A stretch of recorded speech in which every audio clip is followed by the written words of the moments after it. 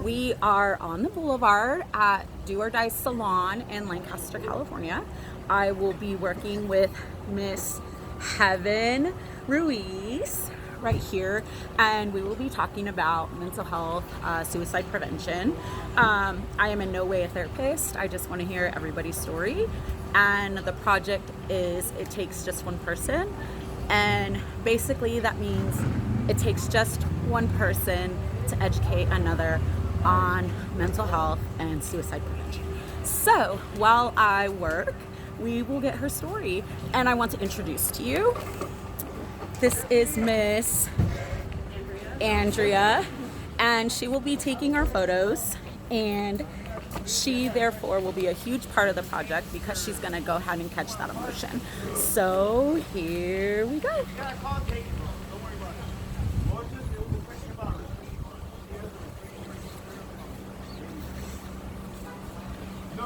This closer. Yeah, we'll go ahead and we'll get the in there. Yeah. We'll get it all. Yeah. You may as well. It's colorful here in Lancaster. Right? So much excitement going on. I know. Of course, on the day that I decide to do something good. Well, I thought for the better good, you know. So, This is the life of Lancaster. right?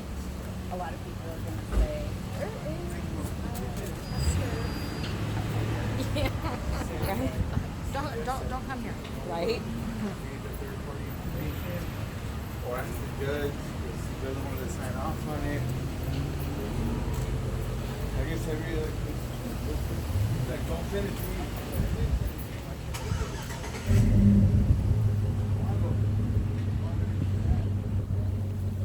So, let's see. I usually just leave it up to everybody to kind of just jump in. And Okay. basically, you just kind of start somewhere and you let me know your opinion. It can be anything. I love the fact that when people sit in my chair, they're able to express a lot of their feeling. And of course, I'm not a therapist, but I do listen. And so the project is definitely going to change lives in the fact of we're actually going to see and hear. That's the way to get your hair done. That's it. They're actually going to see and hear stories that can potentially change the outcome of their future if they're having issues with mental health. Yeah. Well, I've been around it a lot. Probably starting with my grandma. But she wasn't, I don't know if it just came with age. I don't know if she was ever really even diagnosed correctly. I know when we were talking, it's everyone just labels people as crazy. They're just crazy. Right. And to me, I think I think it's a mean term because I think somebody that's maybe more emotional than other people they don't deserve that title. Right. But I think my grandma, obviously, I don't really know her upbringing. She didn't have the best marriage, but my grandma was always this sweet. Everyone loved her, and when she ended up, I don't know if she ended up being manic depressant. I gotta go to work. Did she just say one day? She just started accusing people of stealing things, and she would just come up with these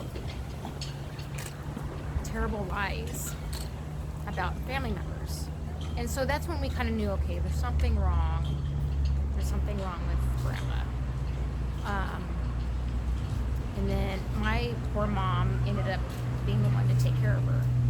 and really the only one that could take care of her. My aunt was a single mom for many years, and she didn't have the means to take care of her.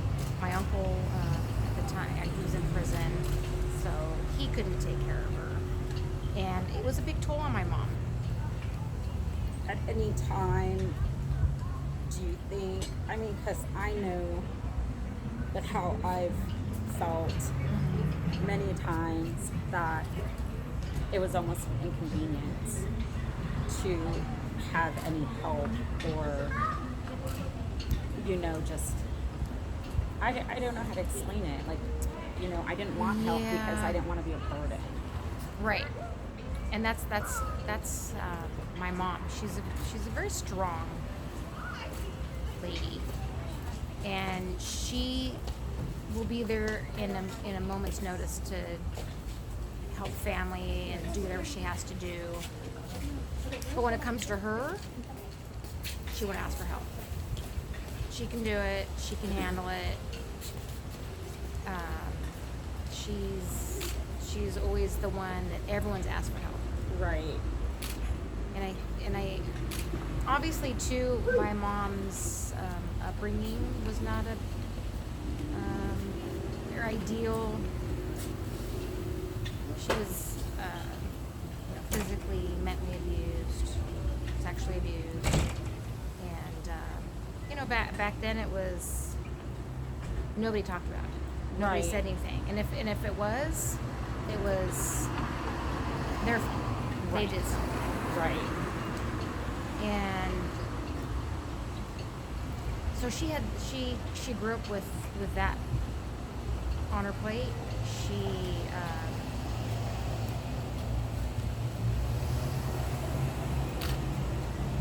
When it came to her finally, did she just break down one day and say, I'm not? it was you know what? My dad was not a faithful person, and I think that plays a big toll, thinking that you're not good enough.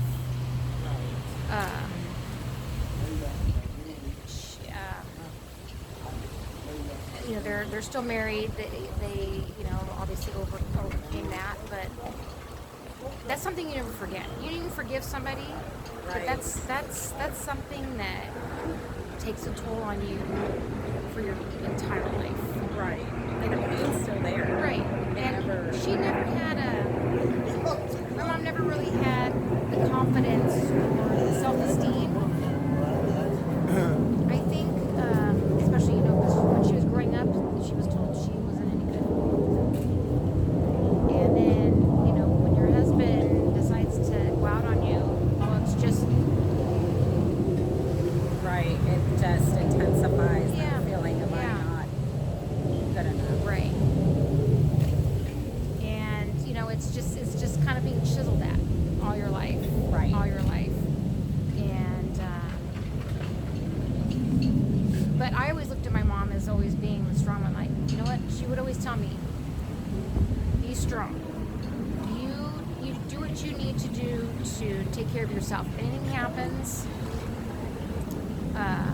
you can get that job, you can get that career, you can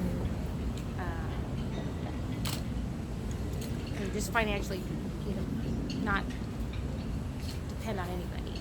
So do you think what definitely happened was she took that experience and helped you guys in the sense of don't let it happen to you? Oh yeah. Oh, for sure. I know your mom, and I love her, and I know that this sounds just so cliche or, but she's such an amazing individual that I would have never looked at her and thought, wow. Yeah. And it's just, one day her, I don't know the circumstances, but basically, she had just had the last straw between her and my dad, and it was just Luckily I had known for a couple days that they weren't getting along. I mean, she would always text me and tell me, hey, you know, you guys not being very nice. He's saying mean things, and I'd say, you know, Mom, just bring the dogs down and come down to my house. No one's here during the day. Just come down and get away. And a couple days I hadn't heard from her. I thought, you know, I'm gonna go down and check on my mom. So went down, and my dad answered the door, and I said, hey, you know, Mom, is everything okay? Or I asked my dad, is everything okay with Mom? And, oh, she's in her room laying down. You can go in there and see her if you want. I said, okay. So I open the door and I go in. She's laying there, and I can't wake her up. And she's kind of just calmly sobbing. But I'm like, Mom, and she won't answer me. So, you know, pretty incoherent. And I'm looking around, and I see an empty bottle with pills, and then I look at this water bottle, and I can see all the pill residue on the bottom. And I run into my dad, and I'm like, do you see this? You haven't even checked on Mom? Do you see what's going on? And he's like, what? So, call 911, take her to the hospital, and ended up being put on a 72-hour hold because of the act that she did. But I told my, you know, I was like, Dad, it has to come down to this for you to realize that you're not treating her the way she needs to be treated. And I still don't know that he understood. And honestly, I don't walk in my mom's shoes. Right. But I love my mom. She's always telling me, if it wasn't for you, I wouldn't be here. Yes. And do you understand what she Oh, I tell her, like every day I text her, I'm like, Mom, I love you. If she's having a bad day, she's telling me, like, Mom, like, you know, your dad, I'm like, Mom, just remember, I love you. I'm here for you. If you need anything, let me know. Oh, so I've always told her that, and I'm like, you know, she's always like, you know, you're my little bit of heaven, and I'm like, well, Mom, just, it's walk away. I'm telling her, like, walk away, Mom, just walk away. But it's she has, so emotional for me because, yeah, like, I know what she feels like. yeah, And if I didn't have my kids, I think life would be so much harder. oh yeah. And Well, because we're living for them. Essentially, we're living for our children. right. And that's how my mom feels. I mean, granted, I've never had the thought of ending my life. I've had thoughts of walking away. I totally, like, I can't do this anymore. I cannot be a mom. I can't be a wife. I'm done. I've had it. It hurts to just like think like that, especially when. But what I've learned is you can't feel guilty, Right. because the moment only lasts for so long. Right. And you know, I tell my kids, and you know, a lot of people, you know, and it's so easy for me to say because I've learned so much from so many people that it is easy for me to say, well, you know, it's only a moment. It's only a moment. Right. But they don't understand that it really is just a moment. Yeah. So when she talks about being admitted, I mean, It was the worst moment of her life. She was at her. I want to just the first night she was. I don't know. I don't remember if she got to call me. She must have called me. She got to call me, and she just kept apologizing. I'm so sorry. I basically just telling me, you know, I'll just I'll be a better person. I'm like, Mom, this is not your fault. Mom, Right. listen, you're going to be out in 3 days. You know, just, It's definitely a reality check though, because oh, it's the yes. worst 3 days of It your was. life. It was. That's exactly what she said. I mean, it really makes you think, wow, you know, Oh, yeah. life is such an amazing thing. You know, there's people in there that, well, you know, they'll never get out because they're so used to being in there. It's the only place they go to get any type of acknowledgement. Yeah. And so it's awful. It is so She was so scared. awful. She was scared to be in there. It was definitely for her a reality check as to her life, her family, who she was truly being away from, and being, you know, separated. And I think for her, it's definitely something she actually said, you know, when I was being in there, I have to be very careful what I say. Yes. She goes, I don't want to say I wish I was dead. Yes. She goes, do I want to step away from where I'm at? Yes. You know. But she's like, I love you. I love your family. And she goes, it would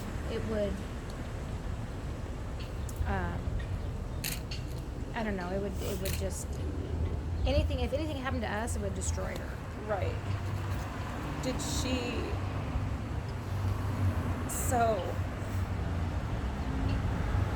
I don't. It's really hard to say because when I had this happen to me, Yeah. it was really, you know, people will say, oh, you know, you think it through, or oh, you have this thought. And the only thought I had was, I don't want to wake up and deal with what I was dealing with. That's it. Yeah. You know, Right. I wanted to just go to bed and not see it. You know, just, that's it. Have it be done. Right. But You I wanted knew- it to go away. But I knew it wasn't going to. Right. And so for me, unfortunately, like, at that moment, it was so easy to do that. And I didn't think about my kids. I didn't think about my husband. I didn't think about anything. And I think the scariest part was that my mind was so free at that moment for the first time because I knew what I wanted. Yeah.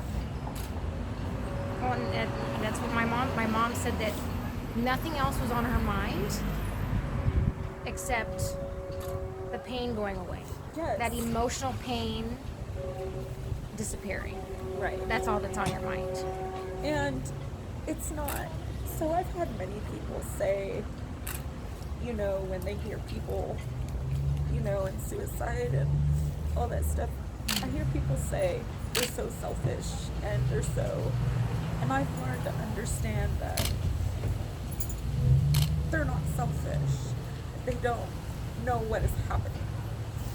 They don't know what they're feeling. They don't know how to get themselves out of it.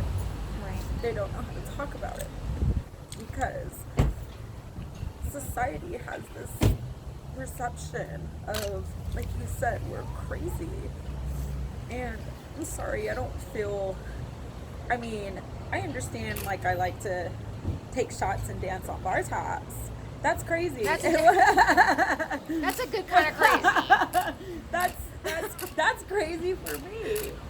But when I hear people say, oh, they said I was crazy, it's so No. overwhelming. Right. It is No. so overwhelming. And, you know, thankfully nobody's ever done that to me. But I can tell you right now, if somebody ever called me crazy, I would probably kill them. Yeah. I mean, you know, but you know what I mean? It's like, I don't think your mom's crazy. I don't No. think a lot of the people that are suffering are crazy. I think that they just need help and it's not there. Right. They don't feel safe, you know, or self-medicating makes more sense. Right. And because we don't accept all of that, you know, there's mental health doesn't exist. You know, it's just a bunch of people that they could isolate, put in a, you know, in a concentration camp, and they're like, here, we'll just keep them here. Just shuffle them off. And Yeah, and we won't worry about them. But at the same time, it's like, these are moms. Yeah. These are kids. Yeah. These are fathers. These are brothers, sisters. And we still have yet to have any kind of conversations to educate anybody on, you know, just on what's really happening. And I feel, you know, I tell my husband, you know, I say, you know what's funny is when I learned about, you know, being Christian, Catholic, what have you, and the Bible and things like that, I'm like, I feel like it's an evolution of stories that are told between good friends, you know, told between, so it just gets better and better. The story gets carried on longer and longer. And so that's why I want people to understand you can talk about it. And it's, if you don't talk about it, then nothing's going to happen. Right, nothing's going to get done. Well, and it's for most people, it's an uncomfortable conversation. So people are going to avoid it as much as possible. Right. See, with me, it's... Or they just don't know how to approach it. Right. Well, it doesn't exist in Right. most people's eyes. Right. You know, it's all in your head. I've been told Oh. many times. It's all in my head. That's nice. And so I never said anything. You know, Yeah. living with what I've lived through as a child, you know, you have no choice. Yeah. And, you know, when I hear about 9-year-olds taking their lives, 12-year-olds, 10-year-olds, it's just one of those things that, why? You know, do we need to put down our phone and listen to our kids? Do we need to spend more time with them? Okay. Just, you know, what do we do? Yeah. Well, I think that's it. And especially with kids, it's all about social media. Right. There is no phone conversations anymore. Right. These Right. kids have such a brave persona behind their phone because they're not speaking face to face. Right. Or And they voice to can say voice. whatever they They can say want. whatever they want.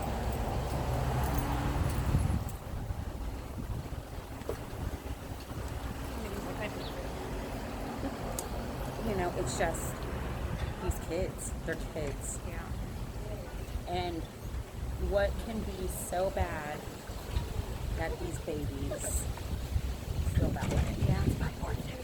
Let me tell you a couple.